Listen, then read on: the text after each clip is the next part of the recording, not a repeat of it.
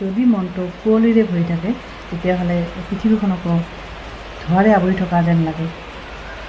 আৰু যেতিয়া আমি চিন্তাক পৰিষ্কাৰ কৰোঁ তেতিয়াই সম্ভাৱনাবোৰ উজ্বলি উঠে। এতিয়া কথাটো হ'ল চিন্তাক পৰিষ্কাৰ কৰা মানে কি বুজায়?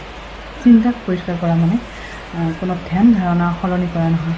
এইটো হ'ল ভয় আৰু সন্দেহ, হতাশ এইবোৰক আঁতৰোৱা। যিমানেই পৰিষ্কাৰ চিন্তা যিমানে পৰিষ্কাৰ ভাৱনা আমাৰ মাজত থাকে সিমানেই আমাৰ হৃদয়খন আনন্দৰে ভৰি পৰে, আমাৰ হৃদয়খন পোহৰেৰে উজ্বলি উঠে। আৰু সেই আনন্দ পোহৰৰ দিশ আপোনাক জীৱনত আগবাঢ়ি যোৱাত সাহস দিয়ে। আৰু যেতিয়া চিন্তা শুদ্ধ থাকে তেতিয়া আমাৰ মাজত আত্মবিশ্বাসৰ জন্ম হয়। আৰু সেই বিশ্বাসে আপোনাক সকলো দিশতে উজ্বলাই তোলে। Thank you. আজিলৈ আহিছোঁ। Bye bye.